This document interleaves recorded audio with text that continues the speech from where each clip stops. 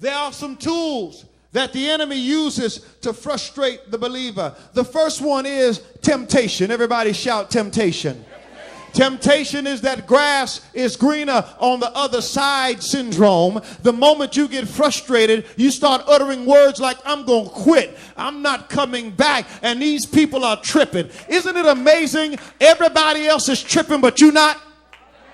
Everybody on your job crazy, but you not. Everybody in your family crazy, but you not. I beg to differ. If you are anointed of God, that's why God has got you there. You are the salt of the earth. And when you're anointed, you bring about change to every place that you go. Touch your neighbor and tell him, I'm anointed. That's why I'm sitting next to you.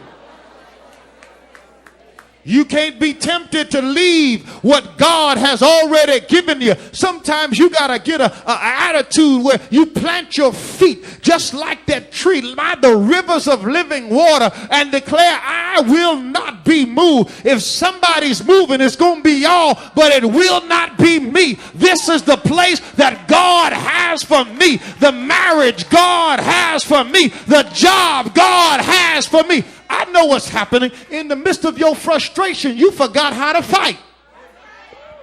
I'm tired of preaching to folks who are just spiritual pushovers, where the enemy can come into your life and do whatever he wants to do, and you sit there and blame it on something else. When are you going to raise up and fight back against the enemy and the wiles that he's throwing into your atmosphere?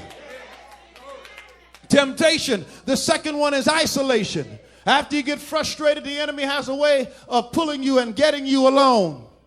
And when he gets you alone, then he can whisper all of these things into your ear and tell you what you're going through and have you throw this pity party. And then you start getting just even more frustrated because now you feel don't nobody care. Isn't it crazy? Here you done left everybody and you expect everybody to come chasing after you. I don't understand that to save my life. You leave and now you want folks to come chase after you and tell you how wonderful you are. What happened to your spiritual maturity? When are you going to do your part? I done lost all my help in here. So after you're isolated, then the enemy upsteps. You go from isolation to alienation. He gets you alone, then he convinces you that you are by yourself and that nobody else cares. Then you're in a bad situation because then you start feeling like nobody's there and you begin to go into destructive activities because you've told yourself nobody cares about what you're going through. And ain't nobody else going through nothing else but you. You're the only one on the planet Earth going through the struggle that you're going through. I understand that there's no pain greater than your pain, but you ain't the only one that's hurting right now. Talk to me, somebody.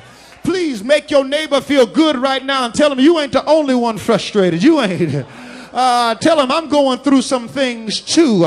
I felt like giving up too. I felt like throwing in the towel too. But I know God too well to give up now. He's brought me from a mighty long way, and I refuse to run this race halfway and quit in the middle and not get everything that I've got coming to me. I've invested too much. I've cried too much. I've struggled. Y'all won't help me preach this. I've got too much blood on the line. Too many tears invested to give up now. High five somebody. Tell them I will not give up.